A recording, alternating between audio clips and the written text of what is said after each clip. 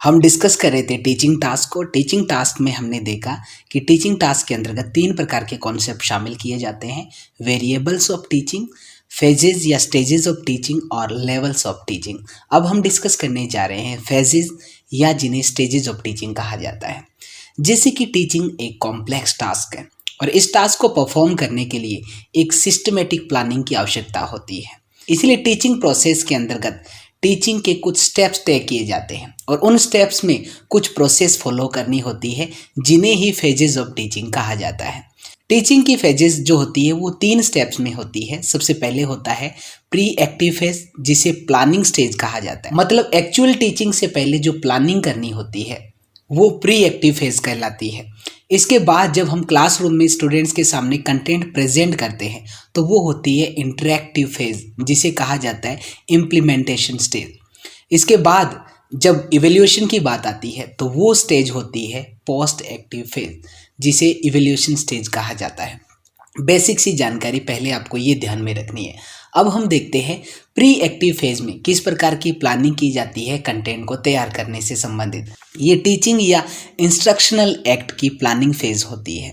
इस फेज में वो सारी एक्टिविटीज शामिल की जाती है जो क्लासरूम में एंटर होने से पहले टीचर प्लान करता है। इस स्टेज के अंतर्गत टीचर का जो मुख्य फोकस होता है वो स्टूडेंट्स के लेवल को ध्यान में रखना होता है और इसी के आधार पर जो करिकुलम है, पाठ्यक्रम जो है वो स्टूडेंट्स के समक्ष रखा जाता है। ध्यान रखिएगा, प्री एक्टिव फेज के भी 2 स्टेप्स होते हैं।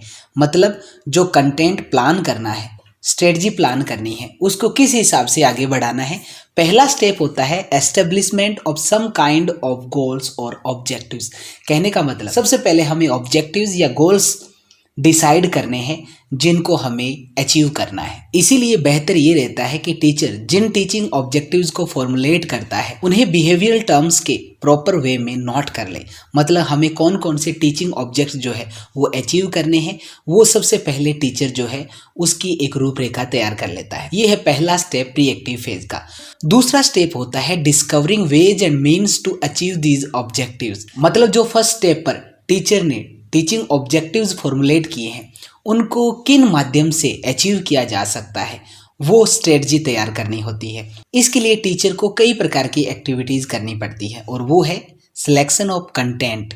सबसे पहले कंटेंट को सिलेक्ट किया जाता है, उसके बाद सीक्वेंस ऑफ कंटेंट को किस सीक्वेंस में क्लास के अंतर्गत प्रेजेंट करना है, उसके बाद शिक्षण सूत्रों का, शिक्षण सिद्धांतों का भी ध्यान रखना होता है। इसके बाद प्लानिंग की जाती है कि टीचिंग एड जो है उनको कैसे प्रॉपर वे में यूज करना है। इसके साथ ही जो मेथड्स, टेक्निक्स और स्ट्रेटजी यूज करनी है उनका सिलेक्शन किया जाता है और इसके साथ ये भी ध्यान रखा जाता है कि किस ड्यूरेशन में इस टीचिंग कंटेंट को प्रोवाइड करवाना है, क्लासरूम टीचिंग का प्लेस कौन सा होगा और उससे किस प्रकार से मैनेज करना है। ये सारी जो रूपरेखा है वो टीचर को प्री एक्टिव फेज के सेकंड स्टेप में तैयार करनी होती है। उसके बाद इवैल्यूएशन के कौन कौन से टूल्स होंगे, टेक्निक्स होंगे जिसके आधार पर इवैल्यूएशन किया जाएगा, तो वो सारी प्लानिंग जो है वो टीचर को प्री एक्टिव फेज के अंतर्गत करनी होती है। तो ये थी पहली stage pre active phase. Simple भाषा में देखें तो इसके अंतर्गत सिर्फ यही है कि टीचर एक क्लासरूम में एंटर होने से पहले उससे पहले का जो लेसन प्लान होता है वो प्री एक्टिव फेज में रखा जाता है, जिसके अंतर्गत वो कौन कौन सी टीचिंग एड यूज़ करने जा रहा है, कौन से मेथड्स यूज़ करेगा, किस प्रकार से कंटेंट को सिलेक्ट करके किस सीक्वेंस में प्रोवाइड करवाना है, ये सारी एक्टिविटी जो है वो प्री एक्टिव फेज में रखी जाती है। दूसरी स्टेज है इंटरैक्टिव फेज, जिसे कहा जाता है इम्प्लीमेंटेशन स्टेज। मतलब जो प्लानिंग की गई है प्री एक्टिव फेज के अंतर्गत उसे किस प्रकार से क्लासरूम के अंतर्गत इम्प्लीमेंट करना है, मतलब उसको लागू कैसे करना है क्लास के अंतर्गत, वो इंटरैक्टिव फेज कहलाती है। इसमें टीचर अपने जो लर्निंग एक्सपीरियंसेस जो है वो स्टूडेंट्स को प्रोवाइड करवाता है। इसके लिए सूटेबल मोड्स तैयार किए जाते हैं। तो हम कह सकते हैं कि ये स्टेज है एक्चुअल टीचिंग की, जिसकी सक्सेस और फेलियर इस बात पर डिपेंड करती है कि क्लासरूम इंटरेक्शन की क्या क्वालिटी है, किस हद तक क्लासरूम में इंटरेक्शन देखने को मिला है टीचर और स्टूडेंट्स के बीच। तो इसमें ध्यान रखने वाली बात यह है कि क्लासरूम में एंटर होने के बाद जो भी एक्टिविटीज़ की जाती है वो सारी इंटरेक्टिव फेज के अंतर्गत आती है। इस स्टेज के अंतर्गत टीचर जो है वो लर्नर्स के एकेडमिक बैकग्राउंड को जानने की कोशिश करता है। इसके साथ ही उनका प्रीवियस नॉलेज, उनकी एबिलिटीज़, उनके इंटरेस्ट, एटीट्यूड्स, इन सब की जानकारी ली जाती है। मतलब इन सारी चीज़ों को डायग्नोस करने के बाद ही टीचिंग जो है वो स्टार्ट होती है। इस स्टेज के अंतर्गत स्टूडेंट्स और टीचर के बीच वर्बल इंटरेक्शन जो है वो देखने को मिलता है इनिशिएशन और रिस्पॉन्स की फॉर्म में, और उनके रिस्पॉन्स के आधार पर फीडबैक और रेनफोर्समेंट प्रोवाइड करवाया जाता है, पॉजिटिव भी और नेगेटिव भी। ध्यान रखने वाली बात जो सबसे इम्पॉर्टेंट है वो ये है कि इसके अंतर्गत जितनी भी एक्टिविटीज़ यूज़ की जाती है उनको 3 कैटेगरी में क्लासीफाई किया जाता है, परसेप्शन, डायग्नोसिस और रिएक्शन प्रोसेसेस। देखिए परसेप्शन क्या होता है। जब टीचर क्लास में एंटर होता है तो उसका सबसे पहला फोकस होता है क्लासरूम इन्वायरमेंट को जानना, क्योंकि यहाँ पर टीचर को पूरी क्लास ग्रुप के अगेंस्ट अपने स्वयं को, उसकी एबिलिटीज और प्री प्लानिंग को रखना होता है। सिंपल भाषा में कहें तो परसेप्शन का मतलब यही है कि टीचर जो है वो क्लासरूम इन्वायरमेंट की जानकारी ले लेता है कि किस प्रकार के बच्चे हैं, उनका लेवल कैसा हो सकता है, क्लास का माहौल कैसा है, तो वो सारी चीज़ें और वो अपनी एबिलिटीज़ को किस प्रकार से उनके सामने रख पाएगा, क्या वो वाकई इसमें कामयाब हो पाएगा, तो ये सारी चीज़ें जो है वो टीचर के परसेप्शन में शामिल की जाती है। और ऐसा ही परसेप्शन स्टूडेंट्स करते हैं टीचर को देखकर, टीचर के बिहेवियर, उसकी पर्सनैलिटी, कैरेक्टरिस्टिक जो है उन सब का जायजा लेते हैं ताकि वो अपने टीचर के साथ डिजायरेबल इंटरेक्शन जो है वो टीचिंग लर्निंग प्रोसेस में कर सकें। तो ये होता है परसेप्शन। दूसरा होता है इसके अंतर्गत डायग्नोसिस। जैसे कि स्टेज इंटरेक्टिव फेज है, तो ऐसे में ज़रूरी है कि टीचर स्टूडेंट के बीच जो अप्रोप्रिएट इंटरेक्शन हो, इसके लिए ज़रूरी है कि दोनों ही एक दूसरे की एबिलिटीज़ और बिहेवियर को डायग्नोस कर सकें। मतलब जान सकें, स्टूडेंट ये जान सके कि उनके टीचर की क्या एबिलिटीज़ है, वो किस प्रकार से उनको सेटिस्फाई कर सकता है, और एक टीचर इस हिसाब से जान ले कि उनके स्टूडेंट्स की एबिलिटीज़ कैसी है, उनका बैकग्राउंड कैसा है, उनका लेवल कैसा है, तो तभी जाके उनके बीच जो अप्रोप्रिएट इंटरेक्शन जो है वो देखने को मिलता है। डायग्नोसिस वर्क जो है वो कई तरीक़ों से किया जा सकता है। अगर एक टीचर चाहे तो उनसे क्वेश्चंस पूछ सकता है और उनके परफॉर्मेंस के आधार पर उनके पोटेंशियल, उनके लेवल का पता लगा सकता है। इसके साथ ही स्टूडेंट्स को भी अपॉर्चुनिटी मिलती है वर्बल और नॉन वर्बल इंटरेक्शन के माध्यम से अपनी एबिलिटीज, इंटरेस्ट, एप्टीट्यूड्स और बिहेवियर परफॉर्मेंस को डायग्नोस करने का, ताकि वो टीचिंग लर्निंग प्रोसेस के अंतर्गत बेहतर तरीके से इंटरेक्शन कर सकें। तीसरा है रिएक्शन प्रोसेसेस। क्लासरूम इंटरेक्शन के अंतर्गत सबसे महत्वपूर्ण रोल इनका ही होता है, एक्शन और रिएक्शन प्रोसेसेस का।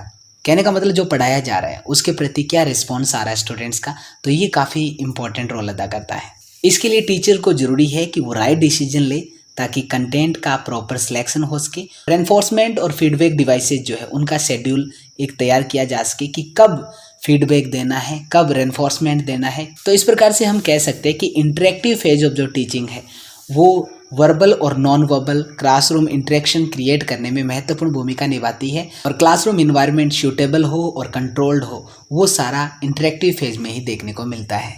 लास्ट स्टेज है पोस्ट एक्टिव फेज, जिसे इवोल्यूशन स्टेज कहा जाता है। इसके अंतर्गत इवोल्यूशन की जितनी भी एक्टिविटीज जो होती है वो सारी की जाती है। इसके अंतर्गत ये देखा जाता है कि जो इंटरेक्टिव फेज के अंतर्गत टीचिंग एक्टिविटीज परफॉर्म की गई थी, अब वो क्या परिणाम लेके आती है, मतलब बिहेवियर में डिजायरेबल चेंज हुआ है या नहीं, अगर हुआ है तो किस हद तक हुआ है, ये सारी चीज़ें इसके अंतर्गत मेजर्स की जाती है। इवोल्यूशन का ये जो काम है टेस्ट या क्विज के माध्यम से भी किया जा सकता है, या स्टूडेंट्स के जो रिएक्शंस जो है उनको देखकर, और इसके अलावा स्टूडेंट्स के रिएक्शन ऑब्जर्व करके कि वो क्या रिएक्शन कर रहे हैं क्वेश्चंस के प्रति, के अलावा स्ट्रक्चर और अनस्ट्रक्चर सिचुएशन जो है उनमें उनका किस प्रकार से रिएक्शन रहा है, ये सारा इवैल्यूएट किया जाता है स्टेज के अंदर। चाहिए इसके अंतर्गत किन किन चीज़ों को इवैल्यूएट किया जाता है। सबसे पहले जो एक्सपेक्टेड ऑब्जेक्टिव्स है उनकी सूटेबिलिटी जो है उनको प्रॉपरली एसेस किया जाता है। टीचिंग ऑब्जेक्टिव्स को किस हद तक अचीव किया गया है, यही इस बात पर तय करता है कि क्या टीचिंग प्रोसेस को वापस कंटिन्यू करना है,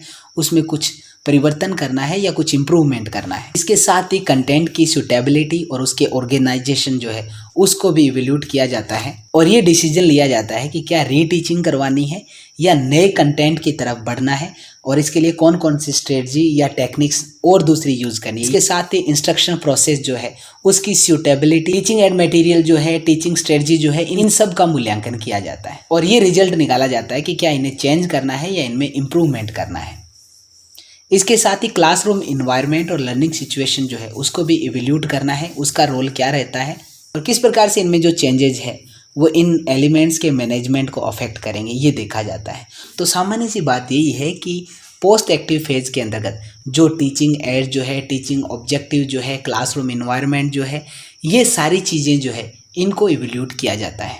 निष्कर्ष के रूप में हम यही कह सकते हैं कि टीचिंग सिर्फ इस तक ही सीमित नहीं हो जाती है कि क्लासरूम इंटरेक्शन हो गया या कंटेंट, टीचिंग मटेरियल या लर्निंग एक्सपीरियंसेस को क्लासरूम के अंतर्गत प्रेजेंट कर दिया गया। टीचिंग टास्क जो है वो केवल फेस टू फेस डायलॉग जो टीचर और स्टूडेंट के बीच पाए जाते हैं इंटरेक्शन फेज के अंतर्गत, वहाँ तक ही सीमित नहीं है। ये जो टीचर की क्लासरूम में एंटर होने से पहले ही प्रारंभ हो जाती है और टीचर की क्लासरूम छोड़ने के बाद यानी कि इंटरेक्टिव स्टेज के बाद भी ये इवोल्यूशन, फीडबैक या सिमिलर अदर जो पोस्ट एक्टिव एक्टिविटीज़ है उन सब के माध्यम से जारी रहती है। मतलब क्लासरूम में से टीचर चला गया तब भी जो टीचिंग प्रोसेस है वो जारी रहती है मूल्यांकन के रूप में। तो इस प्रकार से ये थी टीचिंग की फेजेस। तो फिलहाल इस वॉल्यूम में इतना ही, मिलते हैं इसके नेक्स्ट पार्ट के साथ जब हम डिस्कस करेंगे लेवल्स ऑफ टीचिंग टास्क। तो तब तक के लिए दीजिए इजाज़त, शब्बा खैर।